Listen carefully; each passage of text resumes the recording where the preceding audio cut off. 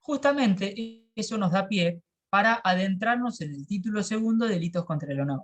¿Cuál fue la crítica que hizo parte de la doctrina en su momento? Por ejemplo, se me viene ahora a la cabeza Eusebio Gómez, si estoy hablando de un autor eh, que por supuesto ya ha muerto hace bastante, pero lo que decía es que estos delitos que a continuación vamos a ver, principalmente injurias y calumnias, no estaban bien colocados en el Código Penal porque estos delitos contra el honor en realidad tendrían que estar dentro del título primero.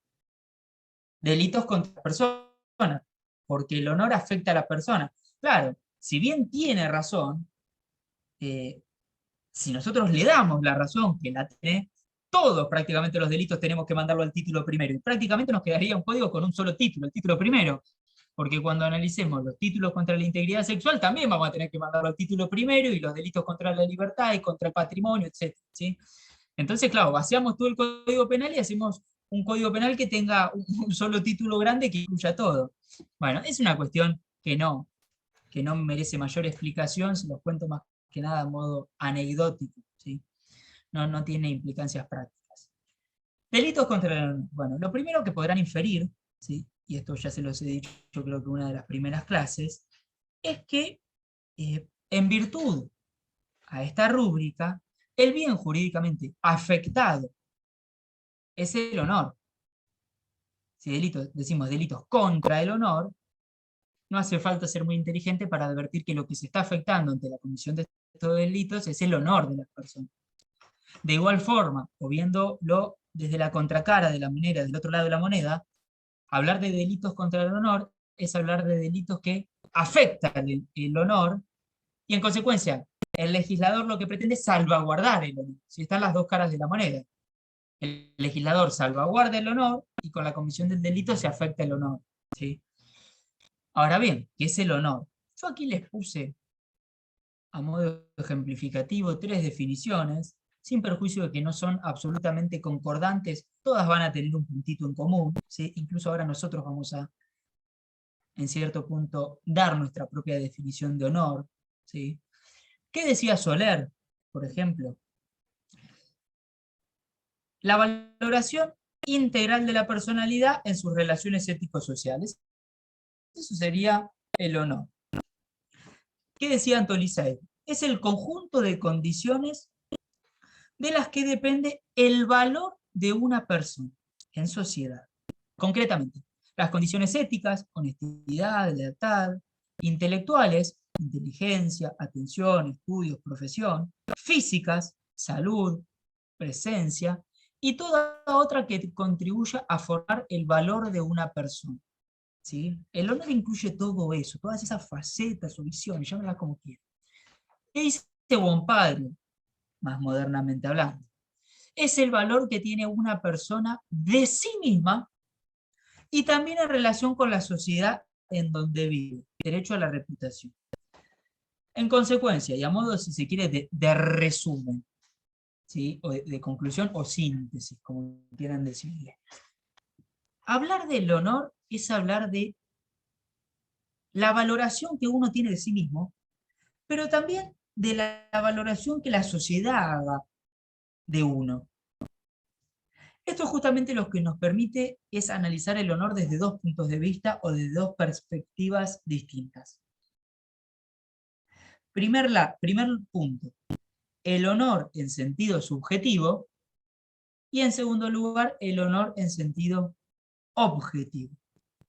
Hablar del honor en sentido subjetivo es hablar de la autoevaluación que yo hago de mí mismo, ¿sí? O la autovaloración, ¿sí? Por ejemplo, yo me considero un excelente abogado y un profesor regular. ¿Mm? Pero eso surge a partir de mis propias consideraciones con relación a mí mismo. ¿Mm? La Nosotros evaluación es sobre consideramos que es mí. un buen profesor. Vamos todavía, mirá como querés robarme algún puntito para el parcial, ¿eh? Que vos saben que ya se acerca el parcial. Bueno, te la dejo pasar. Pero ese en el fondo es la percepción que yo tengo de mí mismo. Yo me creo un buen abogado y un profesor regular. Ahora bien, esa percepción que yo tengo de mí mismo o esa valoración que yo hago de mí puede no ser concordante con la valoración que la sociedad tenga de mí. Quizá la sociedad, y yo como abogado soy un desastre, ¿sí? Por suerte creo que no. Y como vos bien decís, Santi, la sociedad piensa que yo soy un buen profesor. O no, o no. Pero a lo que voy es, hablar del honor no necesariamente es hablar de la autopercepción, como tampoco necesariamente es hablar de la percepción que la sociedad tiene de uno. Es hablar de ambas facetas, o de ambas perspectivas o miradas. ¿Mm? El honor, yo ahí les pongo, es considerado un derecho fundamental del individuo. Y fíjense esto, su protección, ¿sí? La salvaguarda del honor, la tutela del honor, no depende del merecimiento personal, por lo que se le reconoce a todas las personas por igual.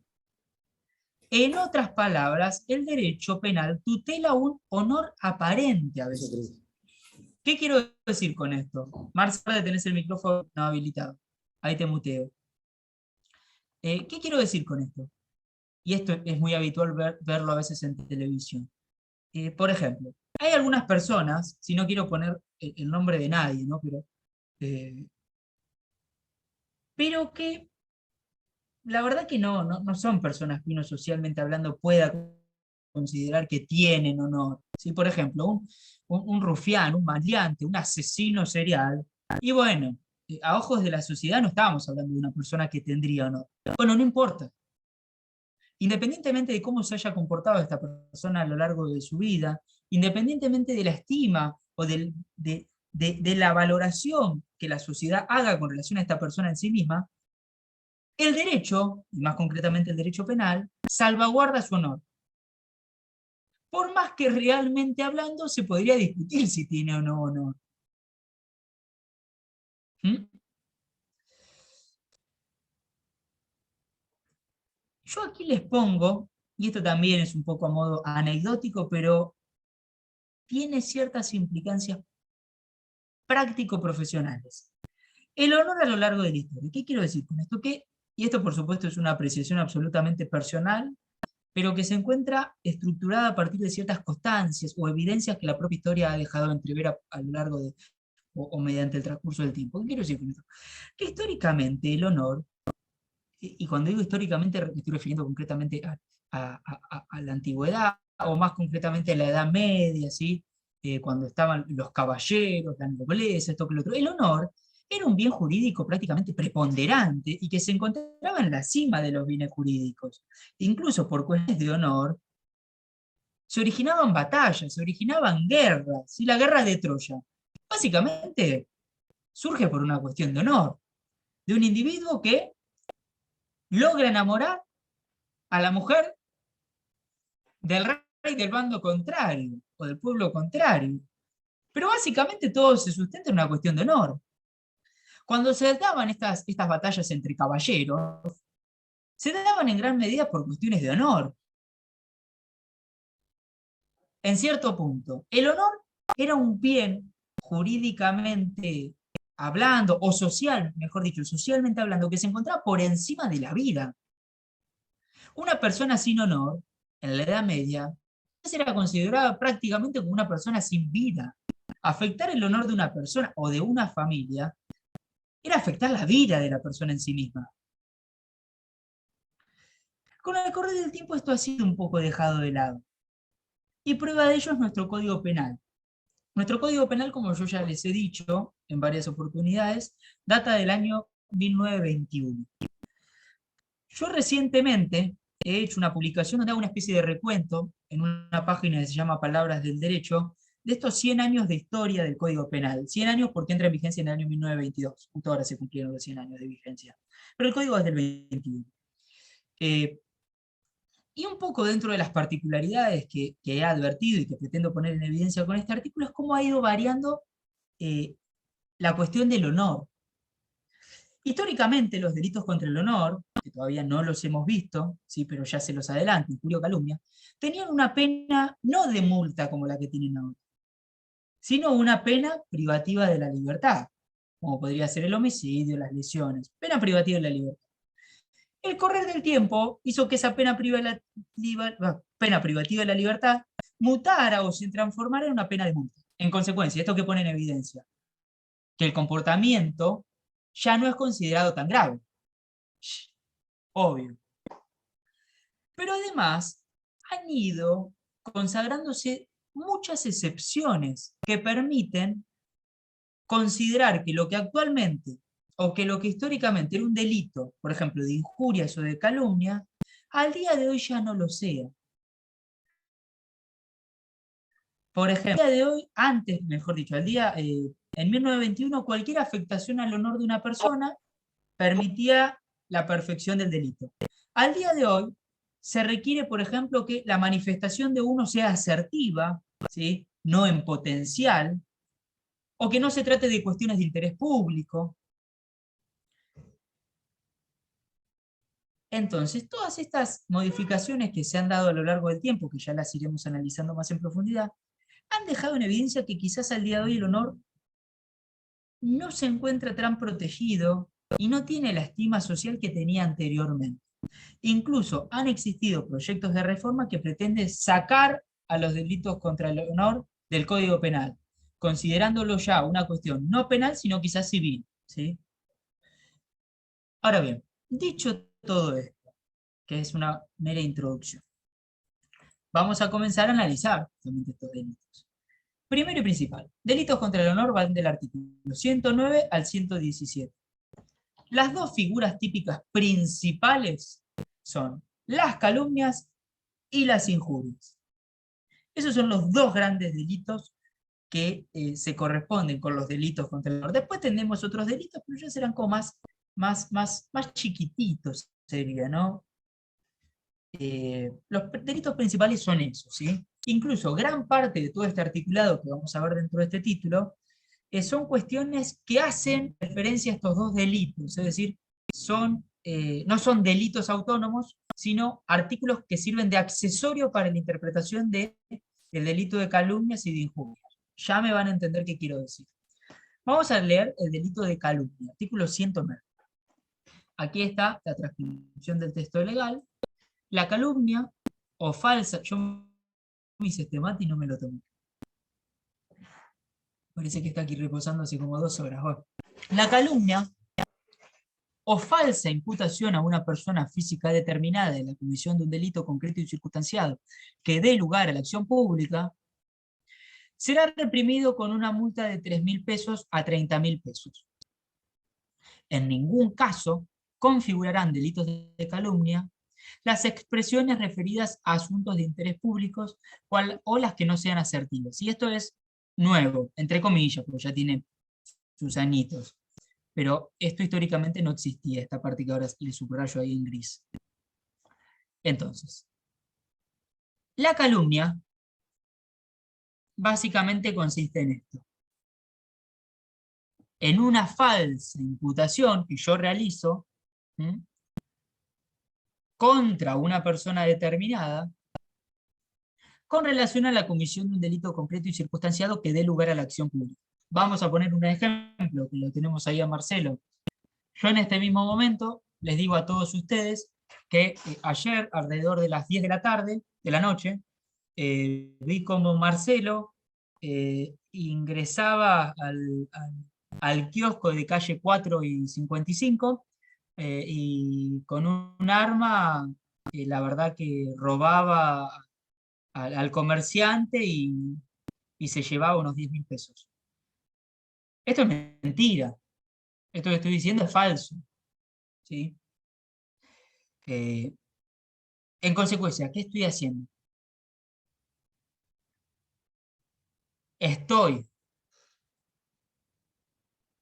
falsamente imputando a Marcelo por la comisión de un delito concreto y circunstanciado que dé lugar a una acción pública. El robo, justamente, ¿sí? Es un delito de acción pública. Pero básicamente consiste en eso, en atribuirle a otro individuo la comisión de un delito. Falsamente. Ojo, falsamente. ¿Sí? Porque si no prestamos atención a este calificativo, ¿sí? Falsamente, si falso, Nadie podría hablar con relación a la comisión de delitos, ¿sí? Nadie podría informar con relación a los hechos, si se quiere, criminales que se han producido. ¿Mm? Los periodistas prácticamente no podrían hacer nada. Ahora bien, ¿cuáles son las características o requisitos que deben darse para efectivamente cometer el delito de calumnias? Bueno, yo aquí puse 3. Si esto, si quieren, los dividen en 4, 5, es lo mismo. Lo que importa es que estén todos estos. Primero, falsa imputación. ¿Mm? Hablar de una imputación es básicamente adjudicarle un comportamiento criminal a alguien, ¿sí? Imputar es adjudicar. ¿Mm? Bueno, en este caso la imputación es falsa, ¿sí? Y hablar de falsedad es hablar de algo no correspondiente con la realidad. Bien, esta falsa imputación, ¿sí? Es con relación o se refiere a una persona física determinada. En el ejemplo que yo di, la imputación es contra Marcelo. Puede ser contra Carla, Juan, Pepe, el que sea, ¿sí? Pero es una persona física y determinada. Aquí hay 2 o 3 cuestiones que ya la vamos a ver qué pasa con estos casos, que son problemáticos. Y el tercer requisito es que la imputación tiene que versar sobre la comisión de un delito concreto, circunstancial y de acción pública. Esos serían los 3 requisitos. Vamos a analizar uno por uno. El primero, bueno, ya lo dije, falsa imputación. Imputación significa justamente la adjudicación de un comportamiento a un individuo, y en este caso ese comportamiento que yo estoy adjudicando tiene que ser falso, es decir, no correspondiente con la realidad. El segundo, una persona física determinada. ¿Cuáles son los pequeños problemitas que pueden suscitarse aquí? Lo siguiente, ¿qué pasa con los menores? ¿Qué pasa con los incapaces? ¿Y qué pasa con los difuntos? Por ejemplo, tenemos a un menor, un chico de 10 años. ¿Mm? Yo les digo a todos ustedes que Juan Pérez, que tiene 10 años, ayer ingresó a mi casa a punta de pistola y me robó 15.000 pesos. ¿Cuál es el problema? ¿O cuál es el posible problema que puede surgir? En realidad son 2. El primero tiene que ver justamente con el bien jurídico. Que quizás Juancito Pérez, ¿sí? En este caso el menor de edad, 10, 8, 7 años, no tiene desarrollado este sentido del honor. En consecuencia, no lo ve como una afectación al honor. Si yo esta misma imputación se la digo a Carla, Carla seguramente a los gritos empieza a decir, yo no cometí delito, Santiago, vos sos un mentiroso. Pero quizás el menor se empiece a reír, no le dé trascendencia, no me dé bolilla. Entonces, eso es una pequeñita cuestión que se suscita con relación a los menores. Pero lo cierto es que los menores tienen honor. Quizás no este sentido del honor o esta concepción del honor como autopercepción, ¿sí? Porque un menor de 8 años, la verdad que no creo que le afecte mucho que le digan ladrón. Al contrario, quizás hasta le encanta que le digan ladrón, ¿no? Lo ponen como si fuera un maleante, ¿no? Y capaz hasta le gusta a un menor, pero sí estaría afectando su honor en sentido social, en sentido objetivo, con relación a la estima que los demás tienen con relación a Juancito Pérez, al menor de edad. Entonces, lo que dice la doctrina, está dividida, es que no importa que el sujeto, en este caso pasivo, no advierta esa imputación como una afectación a su honor. Importa que objetivamente hablando se esté afectando su honor, porque se está hablando mal de Juancito Pérez, se está violentando su honor, por más que a él le parezca esto irrelevante, ¿sí? Y por más que se ponga contento de mis manifestaciones. El segundo problema se suscita con relación a que estamos ante una persona que, civilmente hablando, ¿sí? No está capacitada para ejercer por sí mismo sus derechos. Y en consecuencia, no es una persona que podría accionar por sí mismo.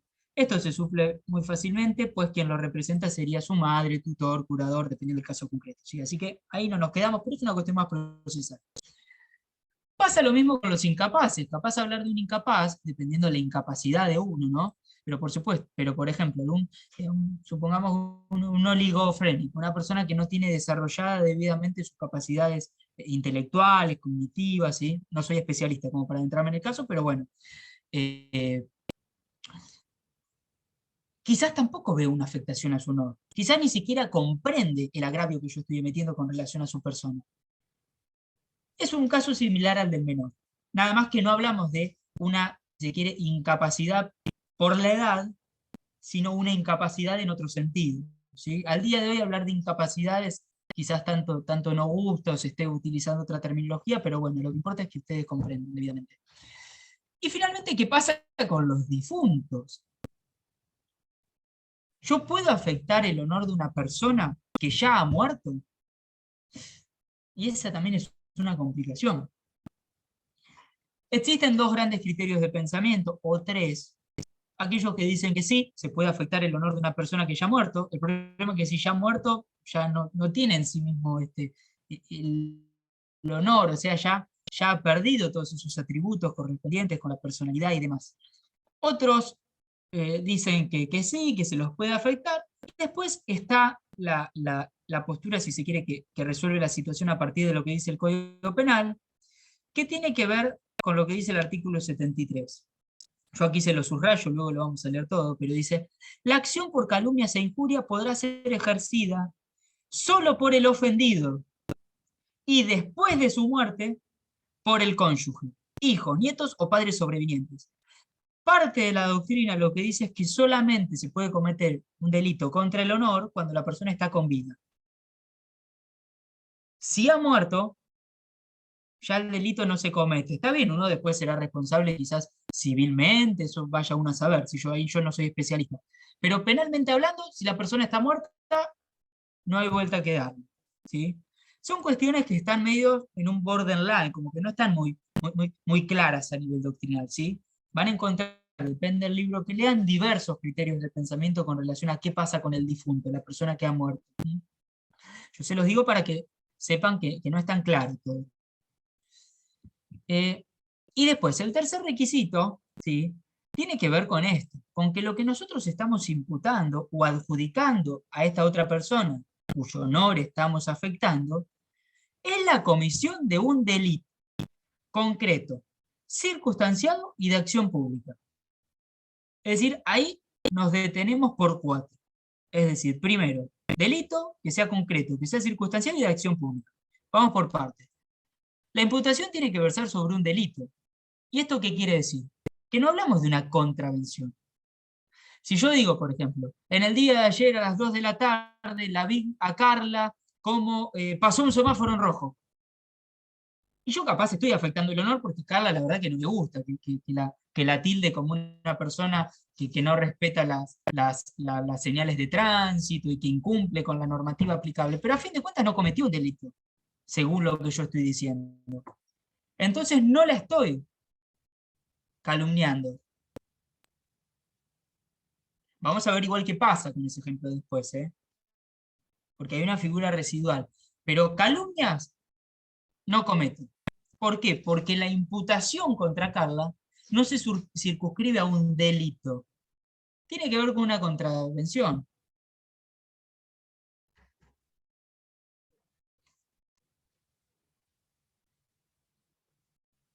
Bien. Ahora bien, la imputación tiene que corresponderse con un delito, pero concreto. Un robo, un homicidio, etcétera, etcétera. Y circunstanciado. ¿Qué es esto de circunstanciado? Que permita al oyente, ¿sí? O al lector, por ejemplo, que si la calumnia es emitida de forma escrita, ¿sí? Que permita pasar a conocer las circunstancias, si se quiere, de tiempo y lugar de realización del comportamiento, en este caso de Carla, ¿sí? O de Marcelo, que lo utilizamos como ejemplo. Es decir, no basta con decir, Marcelo cometió el delito de robo. Hay que especificar. No, en el día de ayer, aproximadamente a la tarde, en el local tal, y apersonándose con un arma de fuego, es decir, explicitar cuáles son las circunstancias en las cuales se comete el delito. No basta con decir, Marcelo cometió un robo, punto. Hay que explicitar todas estas circunstancias, ¿sí? Es decir, se tienen que completar los casilleros de tiempo, ¿sí? Y lugar. Y finalmente, no solo hablamos de un delito que sea concreto y que esté circunstanciado, sino que tiene que ser de acción pública. Tiene que ser de acción pública. ¿Y qué es esto de delito de acción pública? A ver quién recuerda penal 1 y me deja tomar un matecito tranquilo eh, mientras ustedes contestan la pregunta. A ver, ¿qué es esto de acción pública? Aprovecho y me tomo el mate. Eso lo tienen que saber, chicos, y no me digan que no lo vieron. ¿Cómo es esto de los delitos de acción pública? Si hay delitos de acción pública, significa que hay otros delitos que no son de acción pública. Vamos a ir deduciendo un poco. Existen 3 clases de delitos. ¿Sí? Miren, no me puede ni tomar el mate, la mitad me tomé. Existen 3 clases de delitos. O de acciones, mejor dicho, con relación a los delitos. ¿Sí? Delitos de acción pública, yo aquí se los pongo. Delitos dependientes de instancia privada y delitos de acciones privadas. 3 delitos. Los delitos de acción pública se definen de forma residual. Es decir, van a ser todos los delitos, salvo aquellos que expresamente estén legislados como de acción dependiente de instancia privada o de acción privada. Es decir, si no estamos ante un delito de acción privada que se encuentra en el artículo 73, o ante un delito dependiente de instancia privada que se encuentra en el 72, significa sí o sí que estamos ante un delito de acción pública. Los delitos de acción pública son los delitos más graves, llamémoslo de alguna forma. ¿Sí? Son los que obligan a las autoridades, en provincia de Buenos Aires, al fiscal, a actuar cuando toma conocimiento del mismo. Al fiscal, a la policía, al juez. ¿Sí? Algo que no siempre ocurre. ¿Ustedes ven policías en acción o lo han visto? Bueno, a veces en presencia del personal policial se cometen un sinnúmero de delitos y los policías, si bien están obligados a intervenir, ¿sí? Y dar aviso al Ministerio Público y comenzar con las actuaciones, a veces no hacen esto. ¿Sí? Todo funcionario público que toma conocimiento de un delito de acción pública tiene la obligación de intervenir. ¿Sí? Sea dando aviso al fiscal, al juez, o si uno es fiscal, justamente permitiendo justamente o, o- o- o- o creando, si se quiere, la causa. Si no quiero hablar con muchos tecnicismos, porque como no tienen procesal, no quiero confundirlos. Pero la cuestión es que son delitos que obligan a los funcionarios a tomar intervención. ¿Sí? Y son causas, y esta es la nota característica, son causas que tramitan de oficio. ¿Qué significa esto? Que va de la mano de lo anterior. Que no es que la causa va a avanzar a partir de los pedidos o los planteos que hagan las partes, sea el imputado o sea la víctima. Son causas que el funcionario público, provincia de Buenos Aires, el fiscal, tiene la obligación de instruir, de investigar, de darle para adelante, ¿sí? Vulgarmente hablando, para que se entienda. ¿Sí? No depende si la víctima presenta un escrito y pide tal cosa, no, hay que investigar. Los delitos de acción, los delitos dependientes de instancia privada, son parecidos a estos que acabo de mencionar, pero tienen una nota característica. Y es para que comience la actuación, ¿sí? O la intervención, si se quiere, investigativa por parte del fiscal, la víctima debe manifestarle al fiscal que tiene intención de que se investigue. ¿Cuáles son estos delitos? Por ejemplo, los previstos en el 119, 20 y 30 son delitos contra la integridad sexual. ¿Sí? Si nosotros vemos, por ejemplo, un abuso sexual, salvo que la víctima manifieste la intención ante las autoridades de que se investigue, las autoridades no pueden hacer nada. Se tienen que quedar de brazos cruzados. Necesitan que la víctima manifieste cuál es su intención al respecto. Si pretendo no instar la acción penal, en cabeza de ella está la acción penal, no del fiscal. Ahora bien, una vez que la insta, que manifiesta que quiere que se investigue, ya arranca solo todo. El fiscal empieza a investigar y no hay vuelta que dar. ¿Cuál sería otro caso con relación a uno de los delitos que vimos? Lesiones leves. Si yo, por ejemplo, en una clase, ¿sí? Me enojo con alguno de ustedes y le pegue una cachetada y le produzca una herida, una lesión leve, por más que haya un fiscal presenciando esta escena, ¿sí? No puede hacer nada. ¿Qué se requiere? Que la persona lesionada inste la acción penal. Una vez que lo hace, ahí comienza todo a andar por sí solo. ¿Sí? Y después los del artículo 73, que son los delitos de acción privada. Acá cambia totalmente el panorama. ¿Por qué? Porque son delitos que no avanzan de oficio, la causa, ¿sí? El proceso, que avanza a pedido de parte. ¿Qué significa? Que si la víctima se queda de brazos cruzados, la causa no se mueve.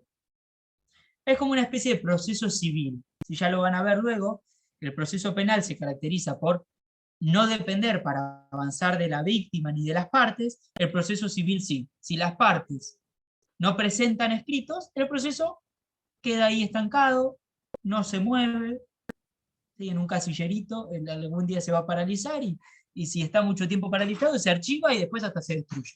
¿Sí? Bueno, estos delitos de acciones privadas son como una especie de delitos que darían lugar a un proceso muy similar al proceso civil. ¿Sí? ¿Cuáles serían estos delitos? Los delitos de menor envergadura.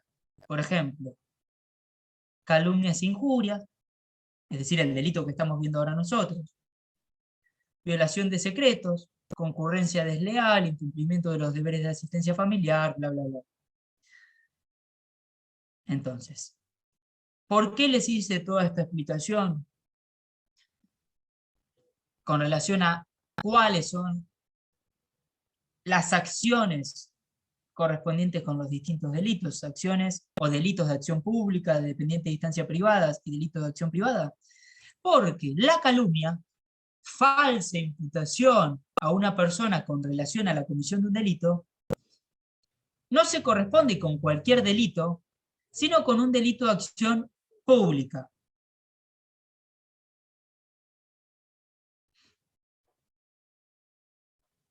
Es decir, la imputación falsa a una persona determinada con relación a un delito que no es de acción pública, no va a implicar que yo cometa el delito de calumnia. ¿Se entiende? La imputación tiene que ser contra un delito que dé lugar a la acción pública. ¿Sí? Bien. Hablamos de un delito doloso, intencional. ¿Esto qué implica? Que quien emite esta imputación tiene que saber que la imputación es falsa y no concordante con la realidad. Si yo estoy absolutamente convencido de que lo que estoy diciendo es verdad, no cometo el delito. Es un delito doloso. Ahora bien, y esto es el agregado, ¿sí? Que surge a partir de las últimas reformas y que históricamente no existía. En ningún caso configurará delito de calumnia las expresiones referidas a asuntos de interés públicos o las que no sean asertivas. Esto prácticamente corre de la escena la gran mayoría de los comportamientos que antes eran calumnias. ¿Por qué? Lo que nos está diciendo ahora el legislador es que si la imputación tiene que ver con una cuestión de interés público, no se comete el delito. Por ejemplo, una cuestión de interés público sería la comisión de un delito por parte del presidente de la nación, ¿sí? O de un ministro. ¿Sí? Es una cuestión de interés público. Por supuesto, la comisión o un delito por parte del presidente de la nación es una cuestión de interés público.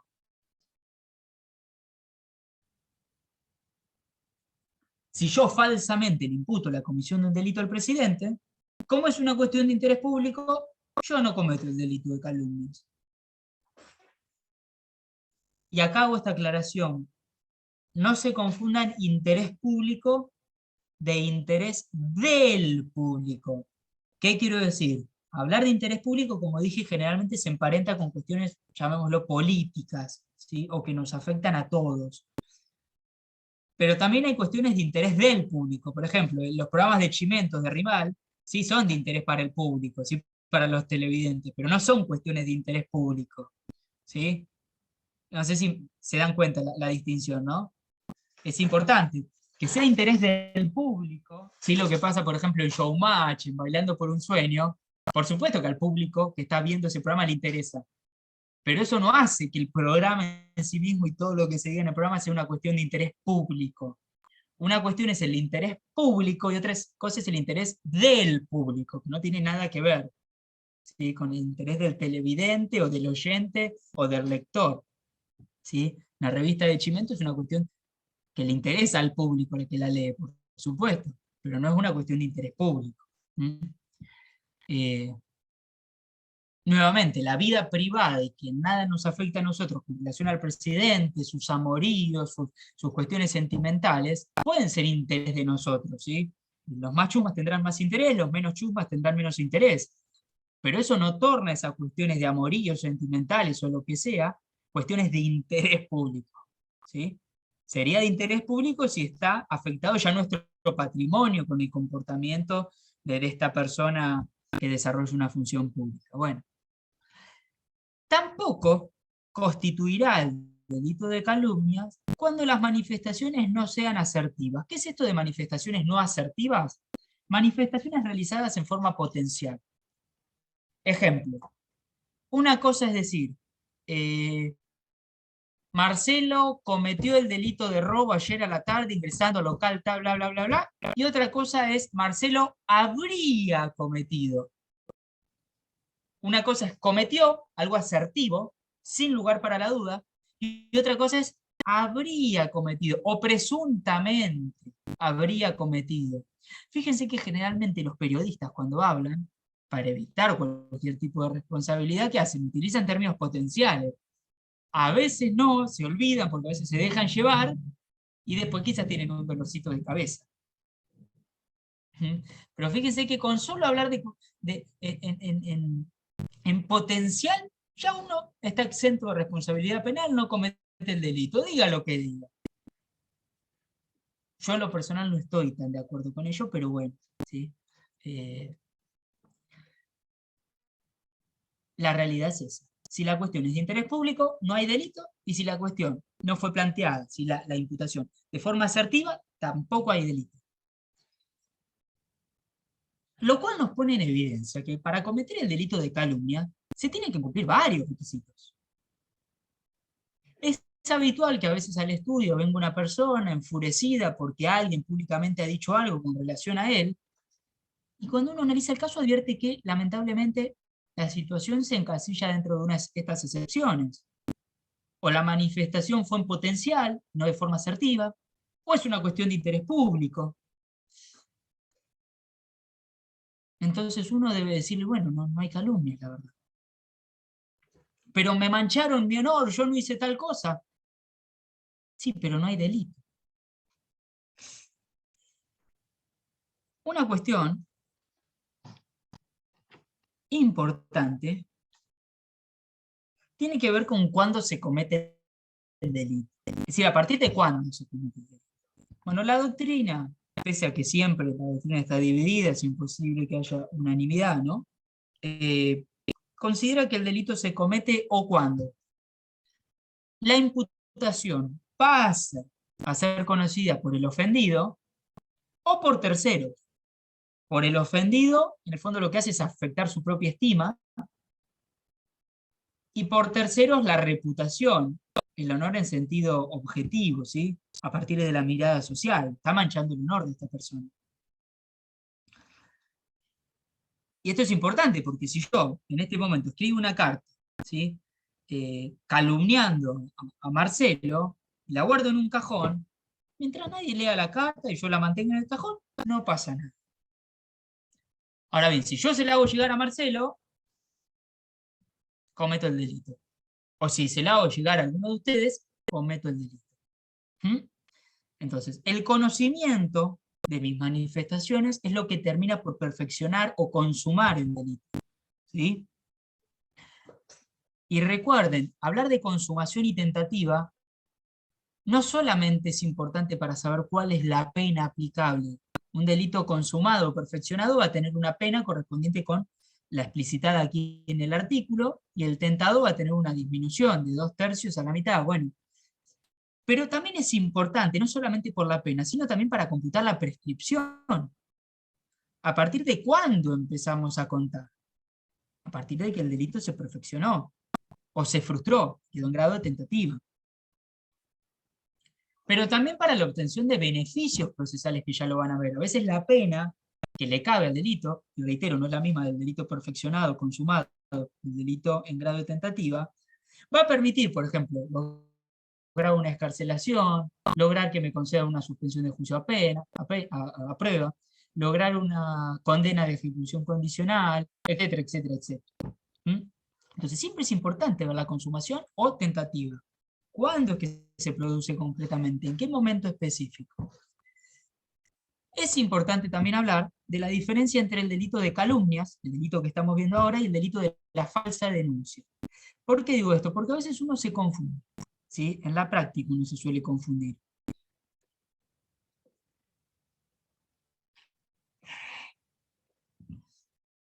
¿Qué es esto del delito de falsa denuncia? Que lo vamos a ver cuando estemos por el artículo 245, así que imagínense lo que falta. Pero se los digo ya para que lo tengan presente. El delito de falsa denuncia, acá está, básicamente castiga con pena, fíjense que ya estamos hablando de otra pena, privativa de la libertad, 2 meses a 1 año, el que denunciare falsamente un delito ante la autoridad. Hablar de denunciar falsamente un delito de autoridad, en cierto punto implicaría también cometer una calumnia. Porque denunciar falsamente, es decir, imputar falsamente un delito ante la autoridad, uno diría, che, pero esto ya no está establecido en el delito de calumnias. ¿Cuáles son las diferencias? En el delito de calumnia, ¿sí? Acá no importa si la cuestión es judicial o no, ¿sí? Por más que la falsa denuncia sí o sí tenga que ser ante la autoridad. El delito de calumnias puede ser una imputación falsa ante la autoridad o extrajudicialmente. ¿Sí? Si yo en este momento empiezo a calumniar a Marcelo, por más que no lo diga en una presentación judicial, voy a estar cometiendo un delito. De igual forma, si esto mismo lo presento en formato de denuncia ante la autoridad judicial, también voy a estar calumniando a Marcelo. ¿Cuál es la diferencia con la falsa denuncia? Que en la falsa denuncia yo no estoy atacando o sindicando o haciendo referencia a una persona determinada. La falsa denuncia no afecta el honor de una persona. Lo que yo estoy diciendo con la falsa denuncia es, en el día de ayer fui víctima de un robo. O bien a las personas que quieren cobrar del seguro y falsamente denuncian el robo del auto. O que el auto le han robado una goma o que lo han prendido fuego, cuando en realidad fue uno el que hizo todo ese comportamiento. ¿Sí? Lo tiró al río el auto, por ejemplo, lo prendió uno fuego. Eso es una falsa denuncia. Yo ahí no estoy sindicando o indicando a nadie. No estoy afectando el honor de nadie. Estoy inventando un hecho. ¿Mm? Justamente por eso es que en el delito de calumnias lo que se tutela y lo que se, viéndolo desde la otra cara de la moneda, estoy afectando es el honor de la persona, y en la falsa denuncia no afecto el honor de nadie. Lo que afecto, ¿sí? Lo que afecto es el normal y buen funcionamiento de la administración de justicia. ¿Por qué? Porque estoy poniendo en cabeza del fiscal a investigar un delito que es inexistente. Pero no se los confundan, ¿eh? La calumnia puede ser por cualquier medio, escrita, verbal, e incluso siendo escrita, puede ser mediante una carta que yo les mando a ustedes, o que publico en un diario, o donde sea, o por un mail, o mediante una presentación judicial, por ejemplo, una denuncia propiamente dicha. ¿Sí? Igual con relación a las calumnias que se dan en el marco de un proceso, ya vamos a ver qué pasa. Pero bueno, quería hacer esta aclaración con relación a este delito de falsa denuncia para que no se confundan. ¿Sí? Bien, ahora sí. Además de las calumnias, lo que vamos a tener aquí es el delito de injuria, que es una especie de figura residual. Es decir, Cuando por H o por B no estemos ante una calumnia, muy probablemente sí estemos ante una injuria. La injuria es una afectación, si se quiere, al honor sin tantos condicionantes. Vamos a leer qué dice el artículo 110. El que intencionalmente deshonrar o desacreditar a una persona física determinada será reprimido con multa. En ningún caso configurará delito de injuria las expresiones referidas en asuntos de interés público a las que no sean asertivas. Tampoco configurarán el delito de injuria los calificativos lesivos del honor cuando guarden relación con un asunto de interés público. La definición básicamente de injurias es esta: el que intencionalmente deshonrare o desacreditare a otro. Fíjense que ya no se requiere una falsa imputación de un delito, ni mucho menos de un delito de acción pública, concreto, circunstanciado. Es cualquier afectación contra el honor. Yo anteriormente les puse de ejemplo, para decir que no era calumnia, por ejemplo, cuando decía Marcelo, en el día de ayer robó el supermercado. Yo les dije, eso no es una calumnia, porque para que sea calumnia tiene que estar circunstanciado la descripción del hecho. Es decir, tengo que especificar tiempo y lugar. El supermercado ubicado en calle tanto, esto ocurrió más o menos en el día de ayer a la media tarde, y Marcelo se apersonó en el lugar con un arma, estaba encapuchado. Tengo que dar ciertas precisiones. Si yo meramente me limito a decir Marcelo es un ladrón o roba bancos, no cometo la calumnia. ¿Pero qué sí estoy haciendo? Afectando el honor de Marcelo. Entonces estoy cometiendo una injuria. Por eso digo que la injuria es una especie de figura residual. Lo que no entra por H o por B en la calumnia, quizás sí entra en la injuria. Lo que no va a entrar en la injuria son las cuestiones de interés público, como decíamos hoy, o que no sean asertivas. Yo creo que Marcelo es un ladrón, y yo creo que Marcelo es un ladrón. Me parece que Marcelo es un ladrón, o Marcelo podría ser el ladrón. No es asertivo. Yo no comparto en lo personal estos condicionantes o requisitos, porque yo creo que hablar en potencial también afecta el honor de alguien. ¿Sí? Y me parece que Marcelo es un burro. Por más que diga me parece, o creería que Marcelo es un burro, o podría ser un burro, me van a decir que me estoy afectando el honor. Pero bueno, el código actual requiere que las manifestaciones sean asertivas. ¿Sí? Marce, si estás escuchando, después por supuesto te podés vengar, después la próxima clase me pones a mí de ejemplo. Si no, no te enojes. Y la injuria puede ser escrita, verbal, explícita o implícita. ¿Sí? No configura, bueno, lo que acabo de decir, no configuran injurias, asuntos de interés público, expresiones no asertivas. Vamos a seguir, pero no olvidarme ni de nada. Fíjense esto. Artículo 111. La prueba de la verdad.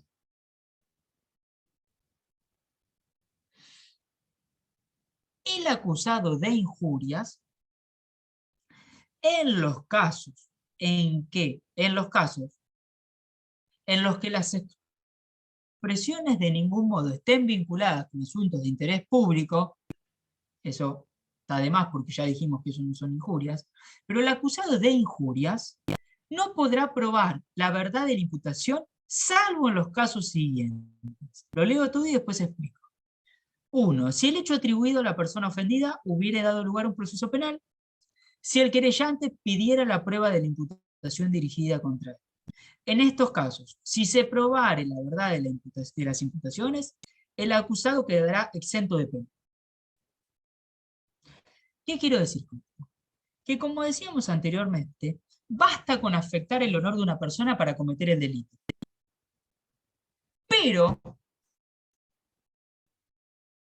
en algunos casos determinados, yo puedo afectar el honor de una persona y tengo derecho a probar que aquello que digo es verdad. Por ejemplo, si yo digo, como decía recién, Marcelo es un ladrón de bancos, ¿sí? O robó ayer un banco, Marcelo me interpone a mí una querella. Es decir, me mete una denuncia o me denuncia por el delito de injuria. ¿Por qué? Porque yo afecté su honor, le dije que es un ladrón de banco. Yo, como imputado, porque afecté su honor, o como denunciado porque yo afecté su honor, tengo la posibilidad de demostrar que lo que digo es verdad. ¿Cuándo? O cuando el hecho que yo estoy imputando efectivamente dio lugar a un proceso penal, ¿sí? En este caso yo puedo demostrar que lo que dije es correcto y que Marcelo es un ladrón de bancos, o cuando el propio Marcelo me reta, entre comillas, o me desafía a que pruebe que lo que yo digo es verdad. Es decir, Marcelo me denuncia, pero dentro de la denuncia me pone: permito que el doctor Irizarry pruebe aquello que diga, aquello que está diciendo. Entonces ahí sí me da las facultades a probar aquello que estoy alegando y que ha afectado el honor de Marcelo. ¿Y por qué, en el fondo, se me autoriza, si se quiere a mí, a probar que lo que estoy diciendo es verdad cuando Marcelo me lo permite? Porque justamente Marcelo lo que quiere, cuando me denuncia a mí, es que quede en evidencia que él no es un ladrón. Entonces por eso me dice: ¿vos considerás que yo soy un ladrón? Bueno, te denuncio. Y es más, te desafío a que pruebes que lo que estás diciendo es verdad. Probalo. El no probarlo justamente es lo que permitiría que el honor de Marcelo reflote. No pudo probar que yo soy un ladrón. Bueno, ante esos dos casos, causa penal de por medio o el propio permiso del afectado, en esos dos casos, quien comete la injuria, quien afecta el honor de otra persona con una manifestación, tiene el derecho a probar que lo que dijo es concordante con la realidad. Yo tengo derecho a probar que Marcelo es un ladrón. Caso contrario, no importa. No importa si lo que dije es o no concordante con la realidad. Si yo afecté el honor de esta persona, no hay más vuelta que dar. ¿Sí? Por ejemplo, en este mismo momento, Carla, la veo ahí, está tomando unos mates. Debe estar pensando: uy, qué profesor plomo. Debe estar inventando, todo es un burro. Entonces, pide habilitar el micrófono. Yo le digo: Carla, ¿sí qué quieres decir? Carla me dice: doctor, usted es un burro. Está afectando mi honor. ¿Sí? Está afectando mi honor. Bien, yo la denuncio a Carla. La denuncio por haber cometido el delito de injurias. Si yo no la habilito a Carla a probar que yo soy un burro y que todo lo que estoy diciendo no es concordante con lo que dice las leyes, no es concordante con lo que dice la doctrina, y no hay una causa penal en trámite, que en este caso no lo hay, no tiene nada que ver esto con una causa penal en trámite, con la sola afectación a menor, Carla sonó. No importa si a nivel social me consideran los otros doctrinarios un burro, si los estudiantes me consideran un burro, si el decano me considera un burro. Eso no permite que Carla me diga burro. Entonces cometen delito. ¿Mm? Bueno, entonces, esta es la regla. Toda imputación que afecte el honor de una persona siempre es una injuria. ¿Cuáles son las excepciones? Proceso penal, ¿sí? O la propia petición del querellante, del que insta la acción, o el que insta eh, la, la apertura del proceso, ¿sí? El denunciante, el afectado. Cuando el afectado habilita la prueba de la verdad, bueno, el denunciado puede probar que lo que dice es concordante con la realidad. Vamos a seguir avanzando un poco más, ¿sí? La idea es terminar hoy este título y ya avanzar luego la clase que viene con los delitos contra la integridad sexual, que es un tema apasionante y muy en boga. Artículo 113. Artículo 113. El que públicamente, el que publica o reprodujere por cualquier medio injurias o calumnias inferidas por otro, será reprimido como autor de las injurias o calumnias de que se trate, siempre que su contenido no fuera atribuido en forma sustancialmente fiel a la fuente pertinente. En ningún caso configurarán delitos de calumnia las expresiones referidas a asuntos de interés público o las que no sean asertivas. ¿Qué quiero decir con esto? Que si yo publico una injuria o una calumnia, o reproduzco una injuria y una calumnia, yo salvo que haga mención a la fuente, es decir, salvo que cite expresamente quién fue el que dijo tal o cual cosa, yo voy a ser el autor del delito. No de calumnia o de injuria, sino el autor del delito de este artículo 113, que consiste en publicar o de reproducir. Es decir, yo lo que hago es alegar que alguien ha dicho tal cosa de otro y no cito la fuente, no cito quién es este alguien. En este caso se me castiga a mí por publicar o por reproducir esta injuria o calumnia. Ahora bien, yo soy un periodista y digo, X o Pedrito dijo tal cosa con relación a tal, pero digo, Pedrito fue, bueno, a mí no se me va a responsabilizar penalmente hablando. ¿Por qué? Porque yo cité la fuente, expresamente determiné quién es la persona que realizó tales manifestaciones que pueden llegar a afectar el honor de esta persona, ¿se entiende? Entonces, acá lo que se castiga es la publicación o reproducción de injurias o calumnias sin citar específicamente la fuente. Bueno, artículo 115. Las injurias proferidas por los litigantes, no sé si ven que tengo todo subrayado de rojo, y es porque tengo todo configurado en idioma, en inglés, entonces no me reconoce prácticamente ni una palabra. Bueno, las injurias proferidas por los litigantes, apoderados o defensores, ¿sí? Básicamente lo que pretende aquí es dejar en evidencia las injurias que realizan las partes o sus abogados letrados dentro del marco de un proceso. Entonces dice, las injurias realizadas por los litigantes, apoderados o defensores en los escritos, discursos, si por ejemplo un alegato, ¿sí? O informes producidos ante los tribunales y no dados a publicidad, quedarán sujetas únicamente a las correcciones disciplinarias correspondientes. ¿Qué quiero decir con esto? Que si en el marco de un proceso, ¿sí?, yo afecto el honor de alguien, algo que en lo personal hago de forma casi diaria, no voy a estar cometiendo el delito de injuria. ¿Y por qué digo esto, que lo hago de forma casi diaria? Porque a veces defender a un individuo inexorablemente conlleva hablar mal de otro individuo. Si yo digo que fulanito es inocente y yo estoy defendiendo a fulanito, y digo que en realidad la denuncia es falsa, lo que estoy haciendo es injuriando a esta otra persona que emitió la denuncia. Le estoy diciendo que es un mentiroso, tácitamente hablando. Por más que yo esté afectando el honor del denunciante, porque digo que son todas mentiras, que son inventos, algo que uno en calidad de abogado defensor hace de manera relativamente habitual, dependiendo del caso, por supuesto. ¿Sí? Yo por lo general soy muy estricto con ese tema, pero uno afecta constantemente en el ejercicio de las defensas o patrocinando a personas o ejerciendo el rol de apoderado, puede afectar el honor de otros. Bueno, si eso se produce en el marco de un proceso, en líneas generales no habría un inconveniente, no estaríamos ante la comisión del delito. Siempre y cuando esto que yo digo no lo dé a publicidad, no lo publique en todos los medios, etc. ¿Mm?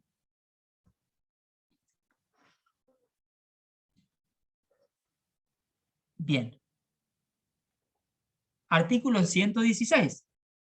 Cuando las injurias fueren recíprocas, el tribunal podrá, según las circunstancias, declarar exentas de penas a las dos partes o a alguna de ellas. ¿Esto qué quiere decir? Que si ambas partes injuriaron mutuamente, el tribunal podrá, dice podrá, no deberá, podrá, siempre merituando el peso de cara injuria, ¿no? Pero podrá declarar exentas de penas ambas partes, estableciendo una especie, si se quiere, de compensación, ¿sí? Bueno, hay injurias recíprocas, bueno, ambos comportamientos se compensan en sí. Lo cual a veces es habitual, porque ya les digo, a veces viene al estudio alguien que está enfurecido y que quiere iniciar acciones legales y denunciar a otro porque violentó su honor, y cuando uno se pone a analizar el caso, la persona que uno tiene enfrente también le dijo sarta de cosas al otro. Entonces, son a veces injurias recíprocas. ¿Y usted qué hizo? No, yo le dije tal otra cosa. Bueno, señor, usted hizo lo mismo que está criticando. Bueno, eso es importante para tenerlo en cuenta. Artículo 117, y con este ya terminamos. El acusado, que no es un artículo menor, al contrario, el acusado de injurias o calumnias quedará exento de pena si se retractare públicamente antes de contestar la querella o en el acto de hacer. La retractación no importará para el acusado la aceptación de su culpabilidad. Vamos a explicarlo. Primero, antes que nada, ¿qué es esto de contestar la querella? ¿Sí? Básicamente lo que pretende decir acá el codificador es contestar, si se quiere, la denuncia. ¿Sí? Cuando es una acción civil se le llama querella, ¿sí? A la denuncia por acción privada. Dije civil, no es civil, acción privada, perdón. Se le llama querella, ¿sí? A la denuncia por la comisión de estos delitos. Entonces, ¿cómo es el procedimiento habitual? Uno interpone la denuncia, yo denuncio a Marcelo Botindari porque me injurió, y el juez lo que hace es darle traslado a Marcelo para que se expida. Si Marcelo se retracta previo a expedirse o en el momento de la contestación, también quedará exento de pena. Incluso si se retracta, dicha retractación no implica, si se quiere, reconocer culpabilidad. Y esto es importante. ¿Y por qué es importante? Por varias cuestiones. Primero, es el único delito, o estos delitos contra el honor son los únicos delitos, en los cuales se permite la retractación.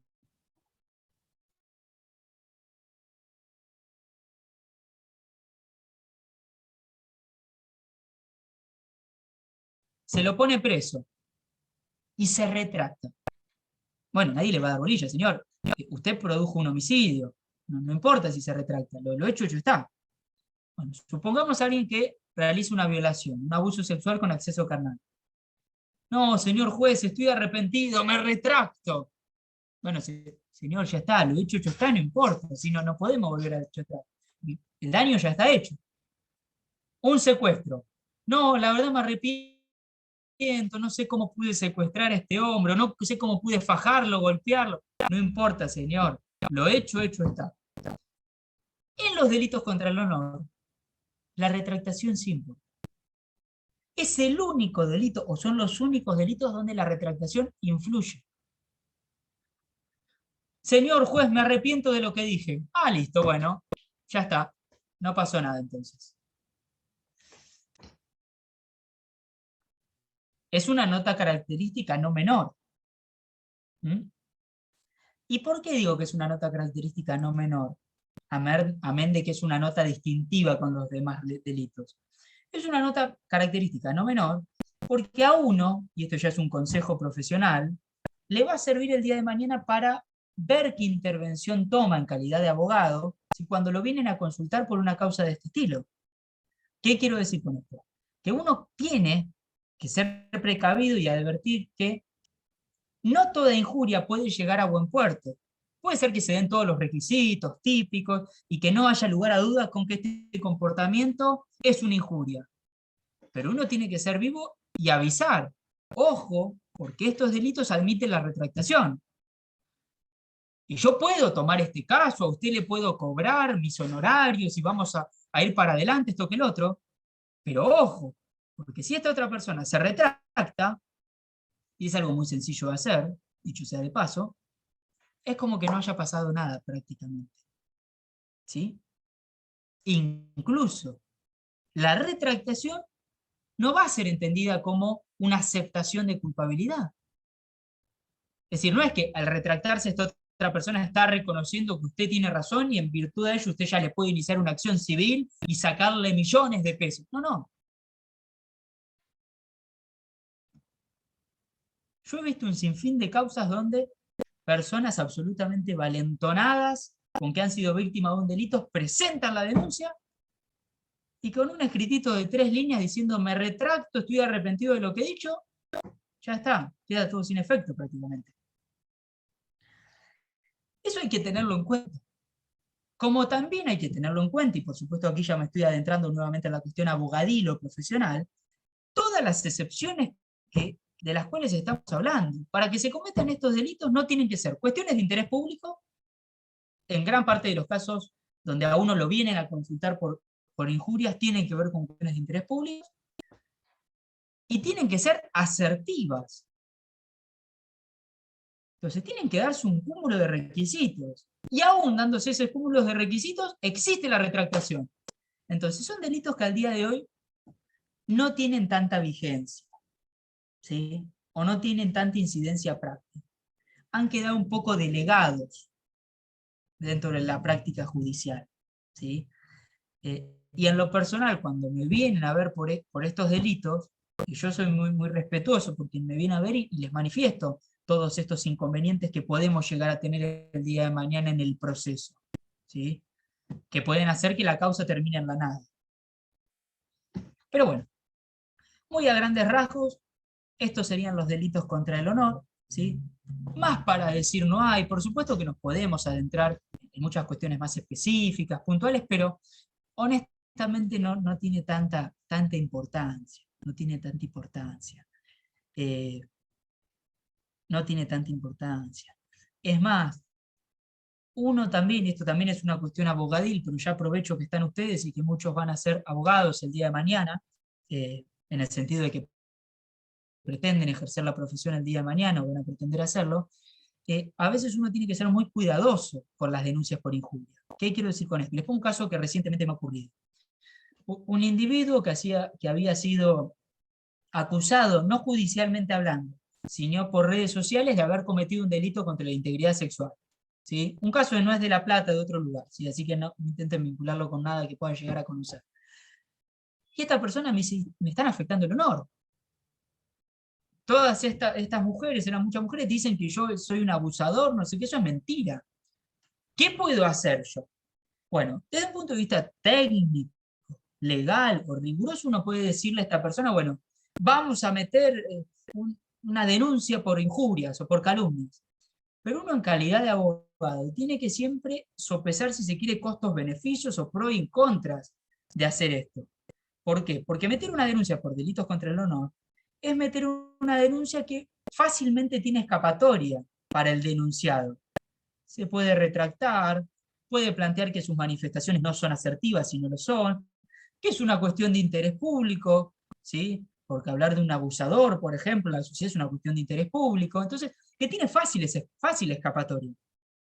Pero que además puede ser un arma de doble filo, porque puede incentivar a que todas estas publicaciones se acrecienten. Entonces, uno a veces tiene que hacer un análisis técnico, legal, jurídico, pero sin dejar de lado el análisis, si se quiere, propio del sentido común, ¿no? del tacto, llamémoslo, ¿sí? Y se los digo porque es habitual, ¿sí? Yo generalmente cuando ustedes se reciben, ¿sí? Yo no es que rompo el vínculo con ustedes, sino que por lo general, como los tengo en 2, 3 materias, y a veces algunos integran equipos de investigación, mantenemos cierto contacto. Y a veces les surgen problemas con profesionales y me consultan. Y yo veo que muchos abogados jóvenes, ¿sí? Presentan denuncias por injurias o por calumnias que terminan rápidamente en la nada, pero que además sirvieron para prender fuego prácticamente la situación y el problema pasa a ser de una magnitud ya incontrolable luego. Bueno, son cuestiones a tener en cuenta, ¿sí? Los delitos contra el honor al día de hoy son delitos casi inexistentes, ¿sí? Y supongamos, que estamos ante una cuestión que no es de interés público, que te dijo de forma asertiva, no en potencial, y que el denunciado no se retracta porque no se quiere retractar, es una cuestión muy fácil de prescribir, porque al tener pena de multa se aplica la prescripción mínima, son 2 años. Es muy fácil prescribir este tipo de causa. Entonces, aún logrando una condena, en etapas impugnativas, en etapa recursiva, fácilmente pueden prescribir. Entonces, a la larga, son delitos que muy probablemente queden en la nada. ¿Sí? Son delitos facilísimos para defender y no tantos para atacar. Bueno, dicho esto, lo último son cuestiones ya abogadiles que luego vamos a ver seguramente cuando estemos en las prácticas más adelante, pero me parece que era oportunidad ya para para que lo sepan, si se quiere, coincidan o no. Luego eso lo verán ustedes cuando sean abogados. Chicos, ¿consultas, dudas, algo? No. Bueno, eso nunca sé si es bueno o malo. Vamos a tomarlo como que es bueno. Eh, ¿Nos vemos el lunes que viene? ¿Sí? Bueno, nos vemos. Los libero. Hasta Chao, luego, Chao, profe. profe. Buenas gracias. noches. Hasta Ya, luego. gracias por la atención. Chau, chau. La clase que viene va a ser más entretenida, ¿ah? Se los prometo. Nos vemos. Profesor, ¿le puedo hacer una consulta? Sí, Iris. obvio. Ah, es personal por un temita, por eso le quería preguntar aparte. Ah, bueno, esperá si quieres que se vayan los Sí, chicos. Chau, Pilar, sí. chau, Launa, chau, Marce. Marce, después te llamo. ¿No? O también Marce, puede estar a Marcelo. ver. Ah, bueno. No, Ah, pasa lo bueno. siguiente. Para que está Ana, Él, que no debe estar ahí en línea, para que la. Para, primero vamos a dejar de grabar.